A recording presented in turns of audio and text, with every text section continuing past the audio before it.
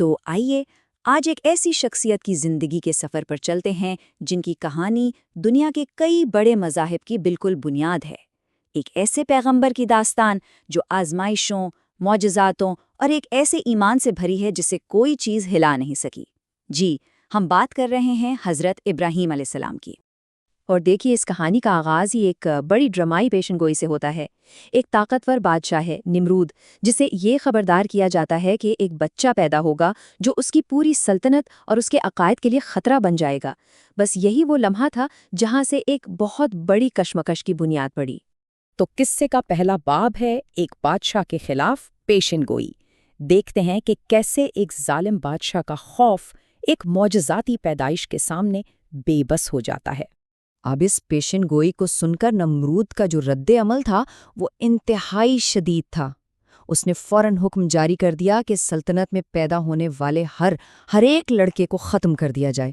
سوچیں کیسا ماحول بنا دیا گیا جس میں اس متوقع بچے کا زندہ رہنا تقریباً ناممکن تھا۔ لیکن انہی غیر معمولی حالات میں حضرت ابراہیم کی پیدائش ہوئی۔ بادشاہ کے خوف سے ان کی والدہ انہیں ایک غار میں چھوڑ آئیں، مگر وہاں وہ اکیلے نہیں تھے۔ اللہ کی قدرت دیکھیے، معجزاتی طور پر ان کے اپنے ہی انگوٹھے سے دودھ جاری فرما دیا گیا۔ یہ شروع سے ہی اس بات کی ایک بہت طاقتور علامت تھی کہ ان کی حفاظت خود خدا کر رہا ہے۔ تو اس غار میں پرورش پانے کے بعد اب وقت آ گیا تھا کہ حضرت ابراہیم کائنات کی سب سے بڑے راز کا سامنا کریں، اور وہ راز یہ تھا کہ اس کا خالق کون ہے۔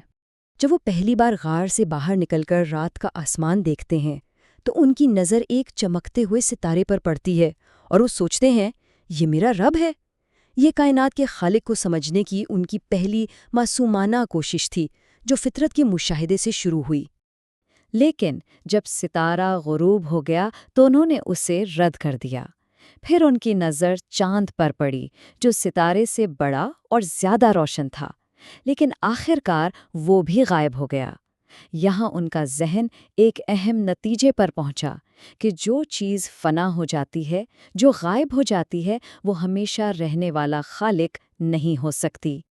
اور پھر جب سب سے بڑا اور روشن نظر آنے والا سورج بھی شام کو ڈوب گیا تو حضرت ابراہیم نے حتمی طور پر اعلان کر دیا کہ میرا رب کوئی نظر آنے والی مخلوق نہیں ہے، بلکہ وہ ایک نادیدہ ہستی ہے جس نے اس پوری کائنات کو، آسمانوں اور زمین کو بنایا ہے۔ اس طرح وہ توحید یعنی ایک خدا کے تصور تک پہنچے۔ اچھا، تو جب ایک خدا کی حقیقت ان پر کھل گئی تو زندگی کا اگلا مرحلہ شروع ہوا، اور یہ مرحلہ تھا اپنے ہی معاشرے کے جھوٹے عقائد کو بالکل سامنے سے چیلنج کرنے کا۔ دلچسپ بات یہ کہ ان کے والد آزر خود شاہی بت تراش تھے۔ ایک تہوار کے دن جب سارا شہر باہر گیا ہوا تھا، حضرت ابراہیم نے ایک بڑا قدم اٹھایا۔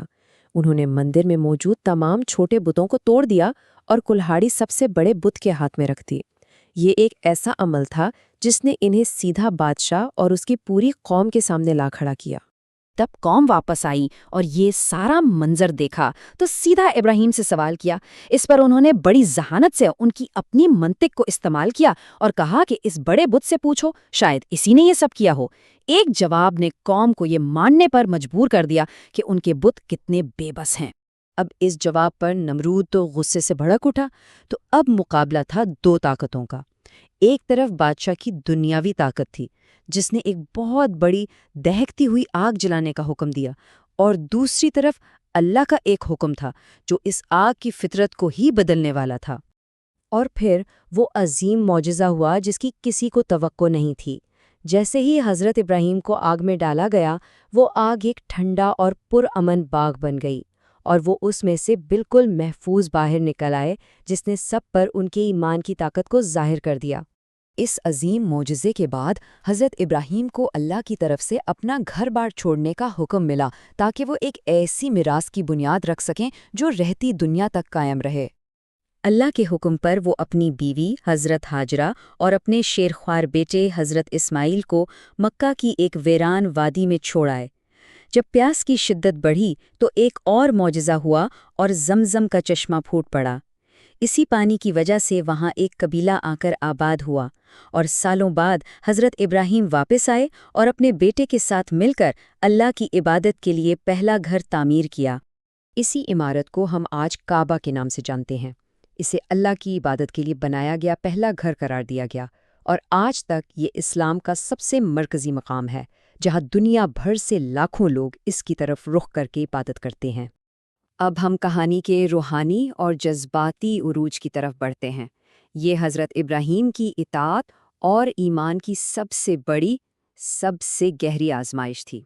حضرت ابراہیم نے ایک ہی خواب بار بار دیکھا کہ انہیں اپنے عزیز ترین بیٹے حضرت اسماعیل کو قربان کرنے کا حکم دیا جا رہا ہے۔ یہ ایک ایسی آزمائش تھی جو کسی بھی باپ کے لیے ناقابل تصور ہے۔ جب انہوں نے اپنے بیٹے کو اس حکم کے بارے میں بتایا تو حضرت اسماعیل کا جواب سنیے۔ انہوں نے کہا، ابا جان، وہی کیجئے جس کا آپ کو حکم دیا گیا ہے، آپ مجھے صبر کرنے والوں میں پائیں گے۔ یہ جواب باپ اور بیٹے دونوں کے مشترکہ ایمان اور اطاعت کی ایک لازوال مثال ہے۔ لیکن جیسے ہی حضرت ابراہیم نے چھری چلانے کا ارادہ کیا، اللہ تعالیٰ نے جنت سے ایک مینڈا بھیج دیا اور حضرت اسماعیل کو بچا لیا۔ یہ آزمائش اصل میں عمل کی تھی ہی نہیں، یہ تو نیت اور اطاعت کے جذبے کا امتحان تھا، اور وہ اس امتحان میں پوری طرح کامیاب رہے۔ حضرت ابراہیم کی زندگی کا اثر آج بھی دنیا پر قائم ہے۔ وہ 3 بڑے مذاہب کے لیے ایک انتہائی محترم شخصیت ہیں۔ انہوں نے شرک کے مقابلے میں توحید کا پرچم بلند کیا۔ ان کی زندگی کے واقعات، خاص طور پر یہ قربانی اور کعبہ کی تعمیر، آج حج کے ارکان کے طور پر لاکھوں لوگ ادا کرتے ہیں، اور اسی لیے انہیں خلیل اللہ یعنی اللہ کا دوست کہا جاتا ہے۔ تو آخر میں یہ سوال رہ جاتا ہے کہ ایسے کامل یقین، ایسی بے مثال اطاعت اور اتنی کٹھن آزمائشوں سے بھری یہ کہانی آج کی ہماری اس دنیا کے لیے کیا معنی رکھتی ہے؟